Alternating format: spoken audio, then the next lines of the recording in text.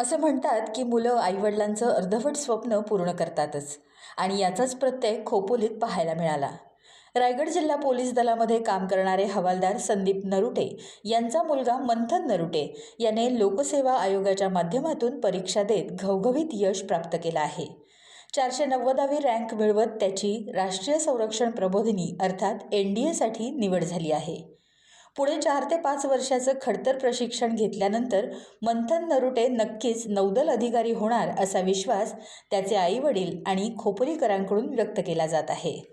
प्रवास म्हणजे माझे एक स्वतःचा अधिकारपद व्हायचं एक स्वप्न होतं. ते माझं त्याने पूर्ण केलं आणि UPSC सारख्या कठीण परीक्षा त्याने उत्तीर्ण झाला आणि म्हणजे माझंच नाही तर माझ्या पोलीस दलाचं आणि माझ्या गावाचं नाव त्यांनी म्हणजे सुवर्णाक्षरात लिहिलं गेलं.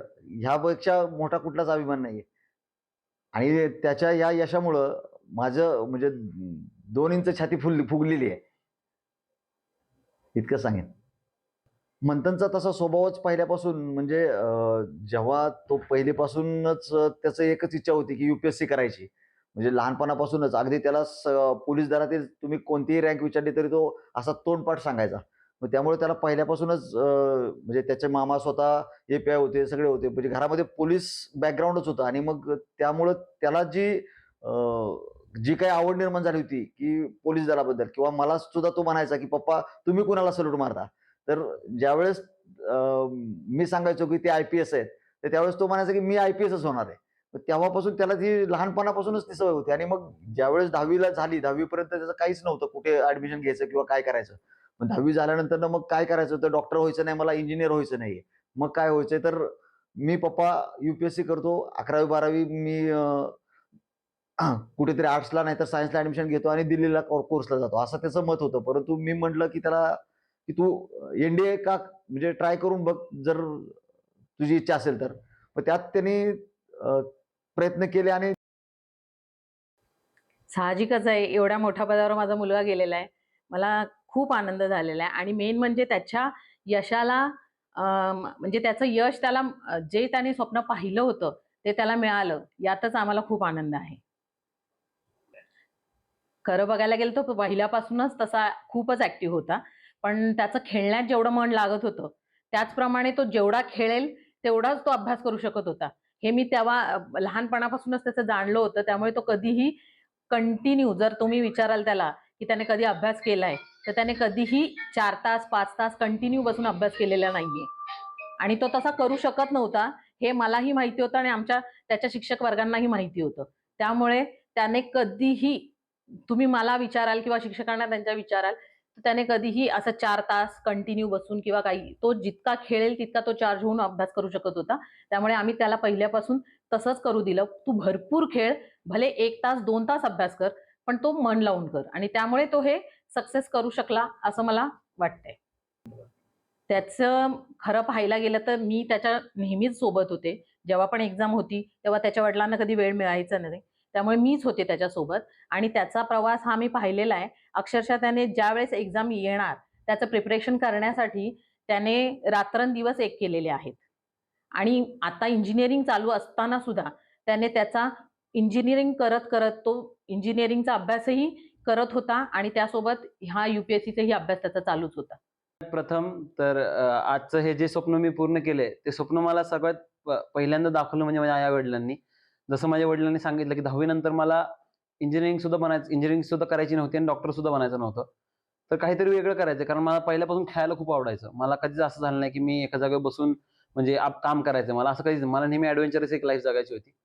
तर मग 10वी नंतर काय करायचं असा प्रश्न म्हणजे तोंडासमोर पडला, की आता नीट एक तर करू शकतो किंवा JEE करू शकतो. 2च पर्याय असतात म्हणजे जनरली लोकांसमोर. मग मला ते दोन्हीही आवडायचे नाहीत. मग मी जसं वडिलांनी सांगितलं, मग वडिलांनी मला सांगितलं, की NDA एक असते परीक्षा, त्याबद्दल तू माहिती काढ. आणि जसं NDAबद्दल मी माहिती घ्यायला सुरुवात केली आणि मला जसं कळलं, की UPSC ही NDA ही एक्झाम घेते. त्यानंतर मला UPSCवर आधीपासूनच लहानपणापासूनच प्रेम होतं. त्यामुळे मग मी UPSC द्यायचं ठरवलं आणि 10वी नंतर 11वी-12वी त्याची जोरात तयारी केली.